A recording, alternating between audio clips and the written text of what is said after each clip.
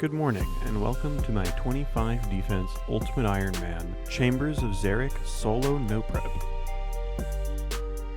We're going to start out at Tekton here. We land 1 Dragon Warhammer, and are going to do a 6-tick flinch, stepping back in Tekton's range every 3 game ticks, just to make sure that he does not walk back to that anvil any early. The hammer is my best weapon here, and will be until I get a Fang from Tombs of the Masket, so we will be just flinching him. Shouldn't take too long.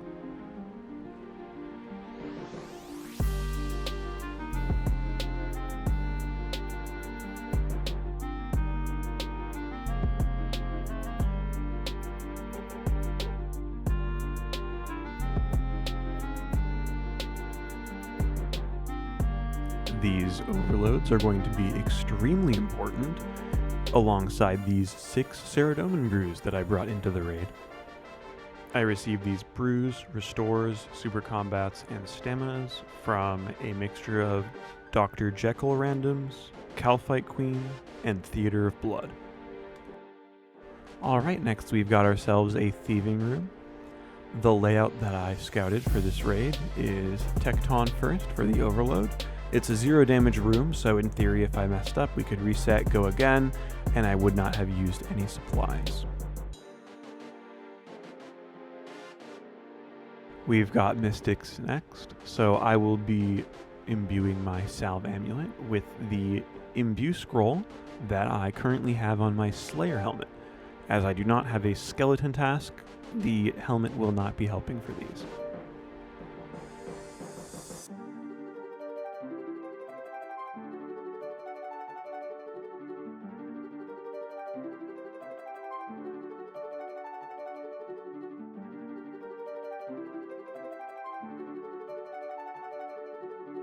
Utilizing this corner trap safe spot, we are able to make fairly quick work of these Skeletal Mystics.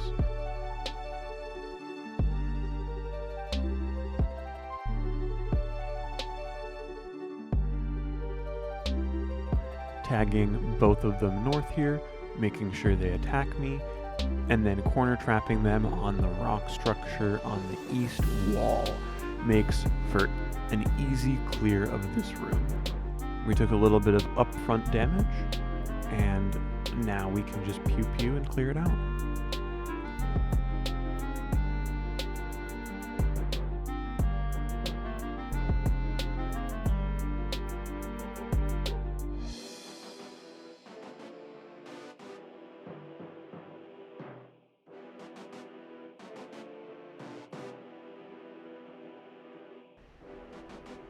Alright, that's the first floor cleared. Now we're going to move on to the big beef of the raid. Going to re-imbue my Slayer helmet here for a couple extra stats on Mage and Ranged. Then we'll be doing our best to keep all 3 of them in a good, comfortable health threshold. Most of the supplies that I brought are allocated for this room, as it will be refreshing my supplies. I just need enough to get through it, and I should be able to fill up most of my inventory with fresh supplies. A little bit of chicanery with the melee Vanguard. Not too sure why I was attempting to safe spot it there. If you look at my compass, you can see where its southwest tile would have been. It wasn't good. I don't know why I continuously tried. However, along this eastern wall, even if the meleeer did aggro me, it would have immediately corner trapped. So I maybe should have gone for a better safe spot. I did use a little bit of extra supplies. A little bit of a close call here. We step under, eat up, and follow the ranged Vanguard and make sure that I land an extra Dragon Warhammer spec. The other 2 are under 30%, so I can happily finish off the Ranger first when he gets low, followed by the other 2.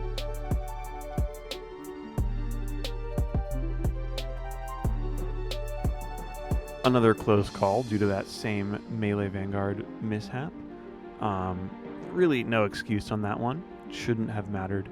Shouldn't have been an issue to begin with. Now we have a resupply of our potions. We have another 6 Ceradomin brews, so we're back to what we started the raid with. However, the ones inside Chambers of Xeric are a little bit stronger. We have Ice Demon next, and you can see me blood bursting some health here on the scavengers, just to get a little bit of leeway, just get a little bit closer to that 50 HP that will, for when my overload runs out.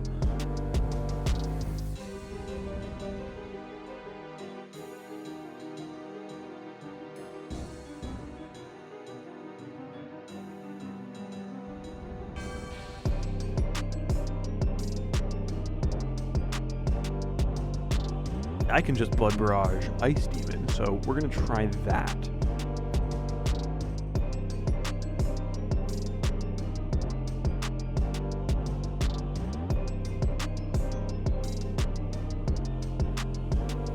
Oh yeah, there we go. Now we're back up to 50 health. That'll be huge.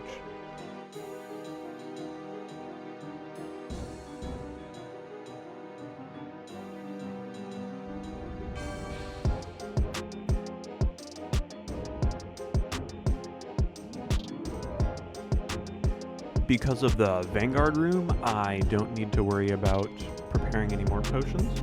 I do not have the herblore level required. We are sitting at 54 herblore currently, so we cannot make really any potions of any use here.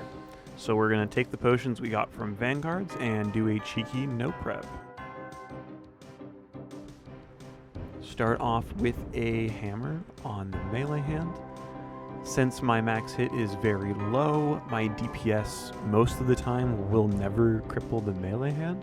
So you will see me do a mixture of just the mage method as well as a little bit of 4-0 with the dragon scimitar as a way to chip the melee hand down. Since I am extremely unlikely to do enough damage to cripple the hand, we can do this for the majority of the fight. This will save me a lot of supplies and run energy in the long run.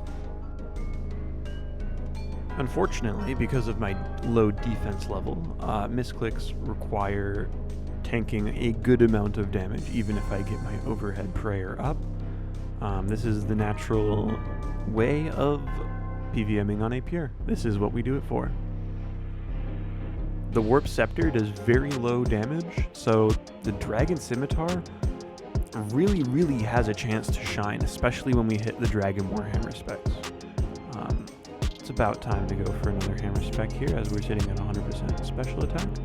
However, I'm not too worried about it, as the more zeros I hit, the lower chance of a cripple happening.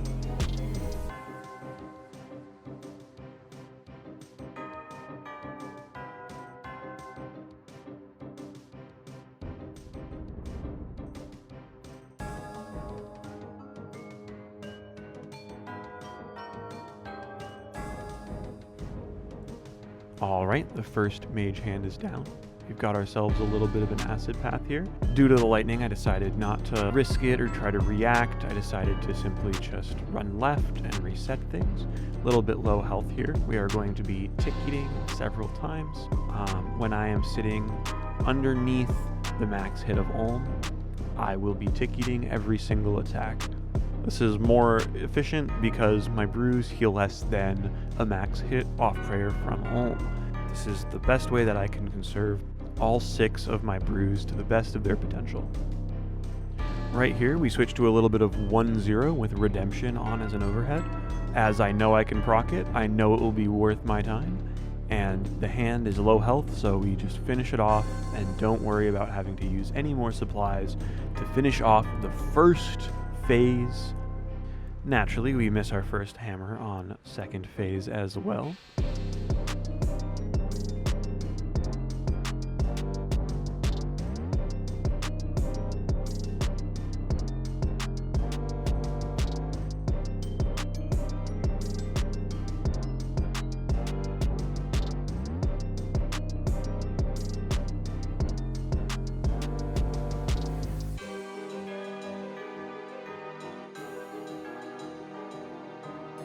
If you're enjoying this video, please be gentle on the like button.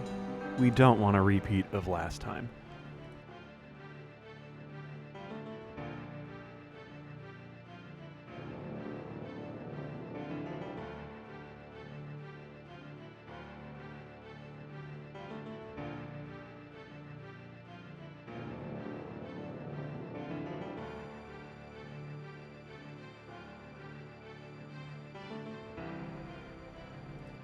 And here we default to 1-0, as looking at my supplies, I want to save those for a head phase, and I'm pretty sure I can do the next phase with minimal supplies.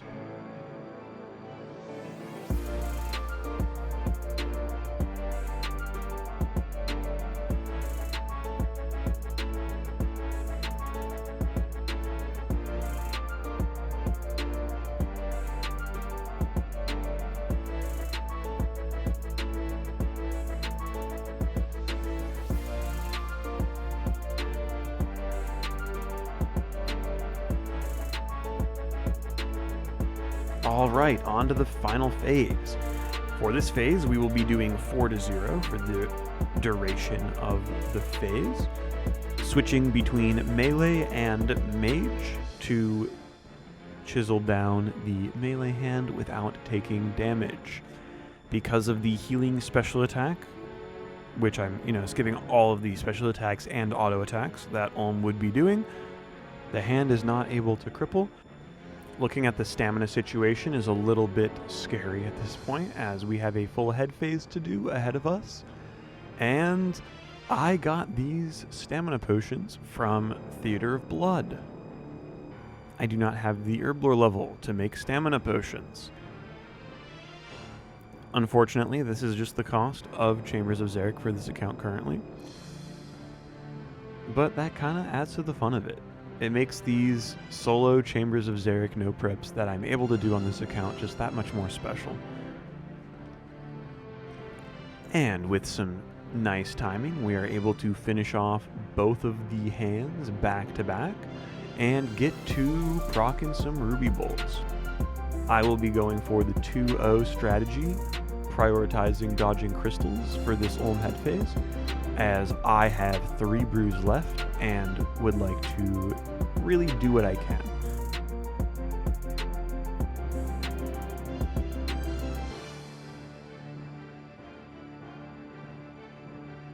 I tank some auto attacks here and there when I am in a good health threshold for it, flicking redemption when applicable. This is just to get maximum DPS off and save myself a little bit of run energy, as it really does get cut close. With slightly better gear, this would not be an issue. However, at the time of running this raid, it was a very close call, and I was genuinely shitting myself about how much run energy I had left.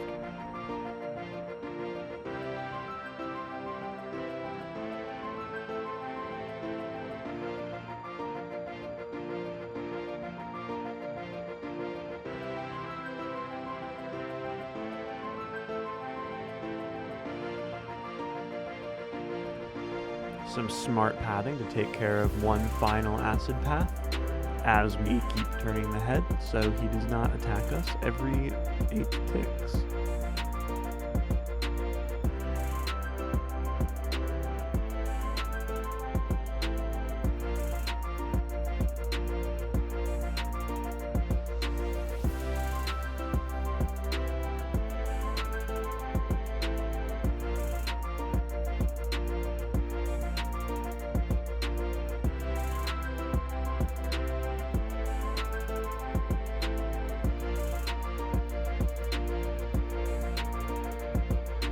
And just like that, we completed a solo no-prep Chambers of Xeric on the 25 defense mid-game Ultimate Iron Man. Thank you for watching. I hope you enjoyed, learned something, or got some motivation to run some PVM on your underprepared account build.